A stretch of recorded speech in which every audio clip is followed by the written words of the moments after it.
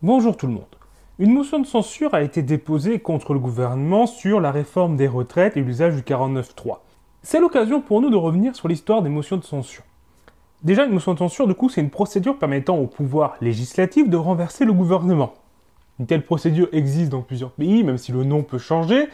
Et en France, si la motion de censure existe que depuis 1958 sous ce nom, le principe d'une censure du gouvernement par le pouvoir législatif existait déjà, notamment sous le nom de droit d'interpellation qui existait. Alors, il a existé le droit d'interpellation en tant que tel sous la monarchie de Juillet, sous le Second Empire, durant sa période libérale, son tournant libéral du coup à partir des années 1860, à la fin du Second Empire, sous la Seconde République, mais sans permettre un renversement du gouvernement. C'est sous la Troisième République que vraiment ce droit d'interpellation va ressembler à la motion de censure, mais en étant encore plus facile à déposer, puisqu'un seul député pouvait interpeller le gouvernement, et après la Chambre débattait un texte du coup sur ce droit d'interpellation, et voter sur ce texte, et si le texte était défavorable au gouvernement et était voté, ça entraînait son départ. Et du coup, il n'y avait pas besoin d'avoir une majorité absolue, c'était comme n'importe quel vote, s'il y a plus de oui que de non, le texte passe. Et donc souvent, les gouvernements pouvaient tomber. D'où une certaine instabilité du régime, même si dans les faits, les ministres restaient assez souvent, changeant juste de place ou revenant. Mais ça, c'est une autre histoire. Il faut voir aussi que souvent les gouvernements démissionnaient dès qu'ils sentaient qu'ils n'étaient plus bien soutenus par le pouvoir législatif, aussi bien de la part des députés que des sénateurs. Par exemple, le premier gouvernement Blum va chuter face à l'opposition du Sénat, en ayant en plus des difficultés internes de division entre les radicaux, les socialistes, les communistes, mais là aussi c'est une autre histoire de la chute du Front populaire. Ce droit d'interpellation ne faisait pas partie de la Constitution, qui a été du coup la Constitution de la Troisième République est mise en place en 1875, et c'est une Constitution très vague, elle est assez courte, parce qu'on est à l'époque encore où il n'y a pas de consensus entre les courants royalistes qui sont encore assez forts, les courants républicains, et donc on a une Constitution qui est assez vague dans son fonctionnement. Et c'est dans les années suivantes, notamment à partir des années 1880, lorsque les républicains s'imposent, que le fonctionnement de la Troisième République va s'instaurer, se mettre en place, s'instituer, mais sans du coup s'appuyer en soi sur la Constitution. C'est une interprétation de la Constitution qui s'impose comme coutume de fonctionnement institutionnel. Sous la Troisième République, le Sénat perd de son côté le pouvoir de renverser le gouvernement. Alors qu'en sachant en plus, ce n'est plus le Sénat, mais le Conseil de la République à ce moment-là. Et c'est désormais pleinement l'Assemblée qui a cette possibilité. Maintenant, en effet, il y a un vote, mais il faut qu'il y ait une majorité absolue de oui pour que la motion de censure passe. Cependant, dans les faits, il y a quand même la reconnaissance du oui, du non et de l'abstention.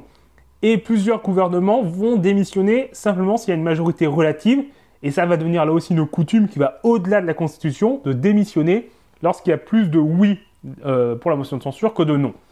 Ce qui va être un élément qui va renforcer une instabilité du régime, mais là aussi qui s'explique notamment aussi par l'éclatement du paysage politique, surtout lorsqu'il va avoir d'un côté les communistes et les gaullistes qui sont contre la 4ème République et qui sont les deux partis les plus puissants du pays, forçant tous les autres partis de la droite la plus conservatrice aux socialistes à s'allier à plusieurs moments.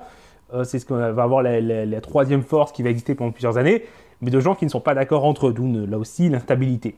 La Constitution de la 5ème République va rendre plus difficile de déposer une motion de censure, puisque maintenant il faut 1/10 des députés qui la signent, et en plus maintenant une abstention est considérée comme un vote de soutien. C'est oui ou pas oui. Le non et l'abstention n'existent plus, c'est juste on vote la motion de censure ou on ne la vote pas. Et donc il ne peut plus avoir de majorité relative au vote des motions de censure, d'où le fait que maintenant c'est beaucoup plus difficile d'aboutir à faire voter une telle motion de censure.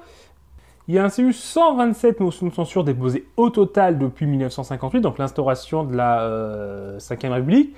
60 du coup spontanées, donc c'est une motion de censure qui est déposée par le Parlement, pas en réaction au 49.3, mais parce que le Parlement considère que l'action du gouvernement ne peut pas continuer et que celui-ci doit être renversé et qu'il ne représente plus l'Assemblée. Elles ont quasiment toutes été rejetées, sauf une en 1962, parce que De Gaulle a convoqué un référendum de manière pas vraiment constitutionnelle sur la mise en place de l'élection du président de la République au suffrage universel. Ça, j'en ai parlé dans une autre vidéo, donc je vous mettrai le lien quelque part pour que vous puissiez aller la voir. Donc, il y a eu 280 députés qui ont voté cette motion de censure sur une majorité absolue qui était à 241.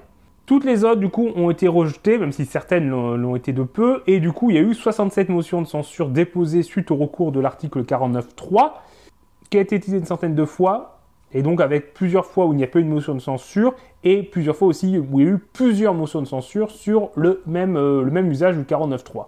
Et là-dessus, sur toutes ces motions de censure, aucune n'a été adoptée, même si du coup celle de cette année pourrait cependant passer, ça va être serré en tout cas, et ça pourrait être une des plus proches de passer l'adoption.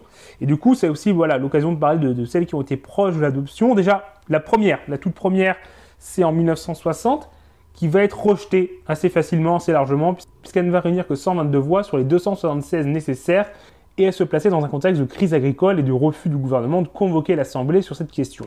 Du coup, celles qui ont été proches d'être adoptées. Alors déjà, sur les spontanés, en 1964, il y aura 209 sur les 241 nécessaires à la majorité. On en aura également 2 en 1968 qui vont être à 8 et 11 voix de passer. Une qui se place dans le cadre de la crise de mai 68 et une autre sur la mise en place de la publicité au sein de l'ORTF. En 1988, une va être à 258 voix sur 286.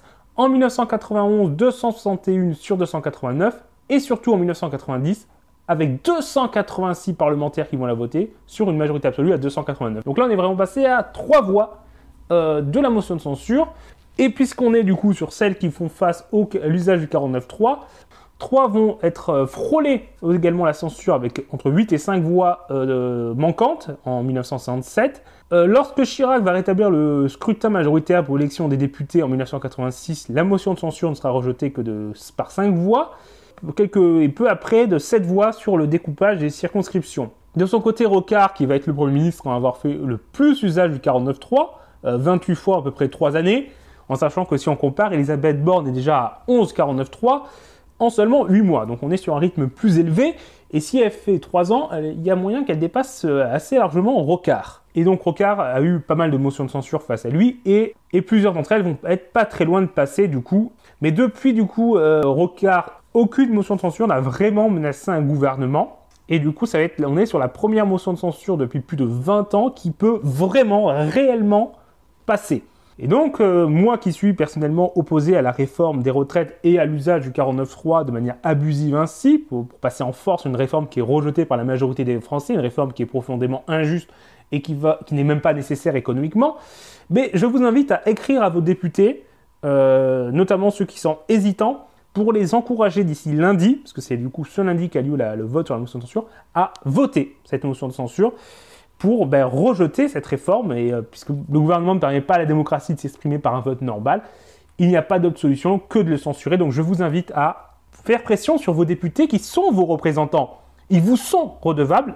Dans une démocratie, ils sont vos représentants, et donc ils doivent vous représenter. Donc vous avez le droit de leur dire ce que vous pensez et ce que vous souhaitez qu'ils votent. Donc voilà. C'est terminé pour cette vidéo, j'espère que vous avez appris des choses, que ça vous a intéressé. Si c'est le cas, n'hésitez pas à la partager, à l'aimer et à la commenter également pour faire des apports. N'hésitez pas également à vous abonner pour ne pas rater nos prochaines vidéos. Au revoir tout le monde.